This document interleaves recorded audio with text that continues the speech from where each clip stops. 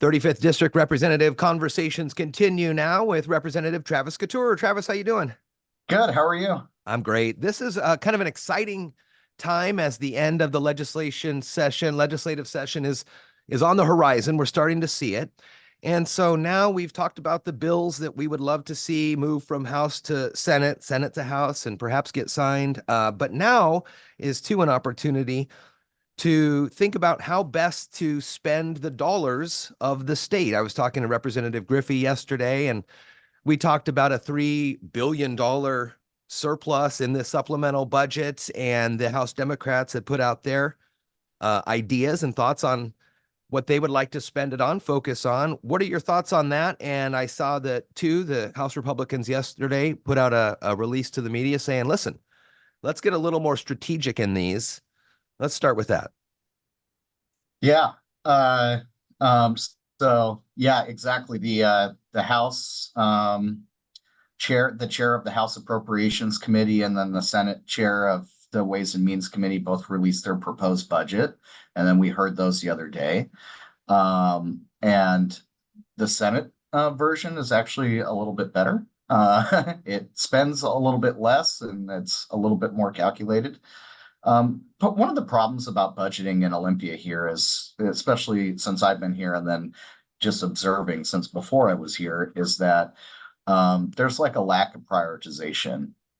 So if you're budgeting at home, you start with your bills and the essentials, you got to buy food, and then you go buy your extras if you have money Sure. left over. But Yeah. what happens here is you try to spread the peanut butter really thin over the toast, right? And and you try to make the budget a little bit for everybody, but you're basically not fully funding anything either. And so um, finding out what are your budget priorities is really the key to good budgeting in Olympia. And with that big surplus that you mentioned, I mean, basically in the House, you just plan to spend all of it, right? Sure. Um, and it's tough. It's a tough pill to swallow because there's a lot of people at home who are, you know, um, getting hurt economically right now, whether it's high gas prices at the pump or at the grocery store. A lot of people's property taxes went up, because of how assessed values work and everything else. And a lot of this tied to the inflation we see around our country. But here again, I mean, just the last forecast, we had a little over $300 million more revenue than the state actually expected, right? And again, just they're planning to spend all of it. And it's a lot of the times you start looking at the different line items, what we're spending money on, and a lot of people would say, well, why are we spending money on that? Before we're fully funding things like special ed or whatever else, our constitutional duties. Yeah. And And so, so okay. Yeah. I was wondering too, is this actual dollars that is in, I mean, I know that it's probably not in a bank account somewhere, but is this cash on hand, or is this projected money based on where we are economically right now? Yeah, so in Olympia, you look over a 4-year outlook, right? So you budget on a 4-year basis, and a lot of that 4-year outlook is based upon expected revenue, right? And then you dial it in for this biennium, this 2-year period. And so right now, as you said, supplemental budget, you're looking at funding what you did in the long session last year, plus maintenance level spending. So did we calculate it right? And so there was like another $1 billion or whatever that we had to make up in maintenance level spending. And so, but again, every time you start a new program or someone drops a bill that spends new money, you got to add that to the budget as well. Hmm. And so some people get their hearts broken about this time of year because they had this great policy idea, but there's no way to pay for it. And Sure. so, yeah, this is going to be the time of the year when people get their hearts broken a little bit. But at the same time, you mentioned the House Republicans are I'm in the budget committee. I'm the assistant ranking member on appropriations, and we're crafting our own framework for what the budget would look like had we been in charge. And that's can't unveil too much about that yet, but it's going to be great. I mean, it's going to really juxtapose to what you've seen proposed by the Democrats in the House and the Senate. Really focusing on what people have been asking for a long time, and to really give true relief in a hard economic time. So if we have that surplus, and we're not, spending it may not be the best opportunity, what are the other fiscal options that the state has? Is it just put it in a CD for 2 years and get some interest, or is it try to give it back to the citizens of Washington, or cut it against property taxes or sales taxes, or what are some of the alternatives that you can think of there? Well, yeah. So three basic options. One, of course, you can spend it on new things, or a part of spending it, maybe not on new things, but on old things that you underfunded before. So that's option number one. Option number two is you've probably heard this before, you can put it in the rainy day account, Yeah. right? So basically there's an emergency fund. It's constitutionally, we have to put 1% into it every time we do a budget. But you can put more in there. And then there is a quote unquote kind of shadow rainy day account called WARPTA. And that is the Democrats created rainy day account, but it's not actually constitutionally protected for emergencies. So it's basically another general fund. And I have some consternation about that one. But then option number three, which is the option I like the best, is that if the state has collected more money than it thought it should, or that it needed to, then it should start giving some kind of tax relief. And Jeff, we just did our telephone town hall last night, Oh, myself yeah. and Rep Griffey, and we had an enormous amount of people call in. I think last year we were like, I don't know, 500-600 people called in, which is a good amount of people. But this year we had over 3,000 people call in Wow. last night, and we were struggling to try to get through as many questions as we could. And what was interesting is we could do some live surveys of those people in our district. And of course, anyone can call in. But one of the things that we asked is, what issues are important to you right now? And more specifically, what thing kind of animates you. And 21% of people in the 35th district said that property tax relief, and that was number three issue. Property tax relief was one of the biggest issues in our district. And I'll just maybe highlight while I'm at it. Public safety was the top issue at 36%. And then coming in at number two was the property tax relief at 21%. And then number three was affordability.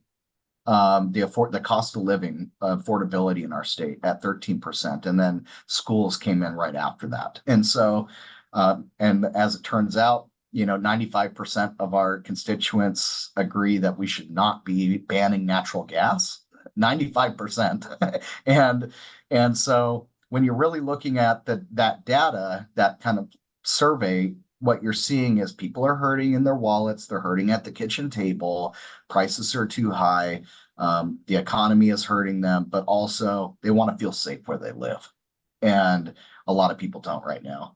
So would you say, and the 35th is such a unique district. It spreads, 3 counties, a naval shipyard, close to where a lot of folks who work at the Capitol may live. Do you see this as a microcosm of the whole state with those numbers?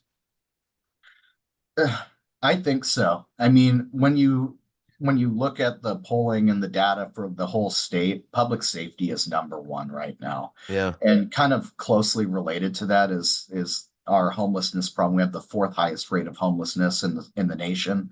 And that correlates directly with our housing crisis, where we have the 4th highest cost of housing in the nation. Well, I was just gonna bring up Senator Patton's bill. The House Housing Committee approved Senator Mike Patton's bill to allow some 3-story condominium buildings with no more than 12 units to avoid the regulations used for larger projects. Do you think that's a good way to start working into this? I can see plenty of opportunities in Mason County that 12-unit condos could really make an impact. Yeah, yeah, exactly. What that really drives at is housing supply, Yeah. right? You need to have spaces for people to go. And I worry because Mason County, for example, has like the fifth highest shortage of affordable housing in our state. I mean, we're at the very top of a list we don't want to be at the top of. And there's a lot of things that go into that Growth Management Act, buildable lands, UGAs, regulations on housing, whatever it may be. But when 24 to 25% of the cost of building a home or any housing whatsoever, whatever that housing is regulations, it just shoves developers. They want to go somewhere else. They don't want to develop the housing here because of that. And then the timelines it takes. So I worry that, I have a kid that's turning 18 soon. Will he be able to live here? The answer is unlikely, Right. right? It's unlikely. We're robbing our kids of being able to find a place to rent where they can survive without mom and dad helping. And then we're also robbing people a little bit older than that of the dream of home ownership, right? And people need a place to go. And so, our talent that we develop here, our kids, whatever, they're going to have to go somewhere else. And that breaks my heart. And we have to be able to get more housing. So there's a bad bill that went through the House at the last second before cutoff, and that was rent control. Now, rent control is a false promise. The only thing it will do is spread around scarcity even thinner. And it's bad economics. It doesn't work anywhere it's been tried. Anywhere they do try it, like in New York, it's an absolute failure. And what the bill says is that they cap rents at 7% increase annually. And they said, well, we just need predictability in rents. Well, congratulations, you got predictability. It will predictably rise 7% every single year. And I will tell you, in the town hall last night, one of the top questions and the top concerns was rent control, because we have so many senior citizens or retirees who have these properties that they rent out as part of their retirement portfolio, their retirement income. And especially during COVID with the tenant and eviction laws and also mandates and everything else that came down, people are just moving when they're like, I won't rent again. And if they won't rent again, then that's one less place for someone to live, And so we're already starting to see it. And I'm afraid. I'm afraid that if this bill passes, it is going to devastate our rental market. It's going to harm our housing supply. It's going to make it harder to build more housing. You bring up a good point with the youth there, and I know the schools are working very hard to try to, keep kids in the communities, showing them that there is an opportunity, life after high school, college here in Apprenticeships. Mason County, apprenticeships, all that stuff. But yeah, if you can't find a place to live, it doesn't even make sense. Right. Yeah. The other thing, as I was listening to you talk about the seniors in that property and rent control situation, and I may be wrong here, but would they potentially see it on both ends too if they lived in an assisted living facility, kind of like an apartment, plus they use their old home as a rental? So if the assisted living, would they also have the ability to raise those rents 7% every year? So you kind of see what I'm saying there? Yeah.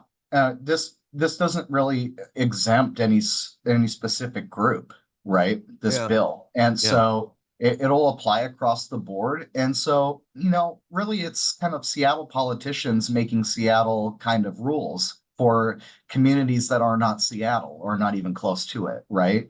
And so we have our folks in Christmas Village who I went and talked to. It's I think 60 or 65 and over community, and they own their homes, but the property the home sits on is owned by a landowner.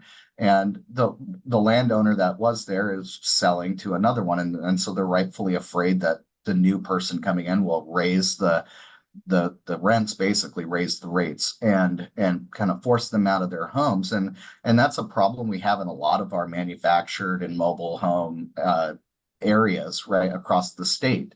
The laws are not very good there. And we had bills that would have solved the same problem that rent control was trying to solve except for doing it without hurting people. For instance, I co-sponsored a bill that would have said, if an incentive to keep rents low, to keep costs low, you will give a property tax incentive to the landowner, to the property owner, if they keep the rent low, right? That way, everyone wins. The property owner is getting tax relief, which we should already be giving with our budget surplus anyway, and it's what everyone wants. Plus, they're doing it in relation to keeping the rent low so that people can still live there. That's a solution that helps everybody. But rent control is a solution that will hurt people long term, like our seniors. And they mentioned it. Well, what does rent control do for us in this meeting? And I said that's the false promise. If rent control happens later on, your rents will continue to rise anyway, and you will be locked in, right there, or no one will come in and buy the property, or they'll sell it, and then nobody will have a place to live, right? And I think that group generally agreed that, yeah, no, we don't want to go down that path, right?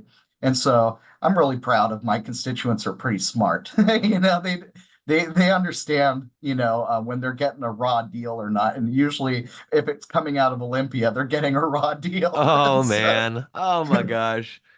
When are we going to see that House Republican budget proposal come out? This week, next week, something like that? this week, Okay, very good. yeah, Well, we'll get a chance to digest it then, and we'll talk about it next week when we're on together. How does that sound? sounds good. 35th District Representative Travis Couture here this morning, and good morning to you. Thank you so much, Travis. Thanks, Jeff. See ya. Bye.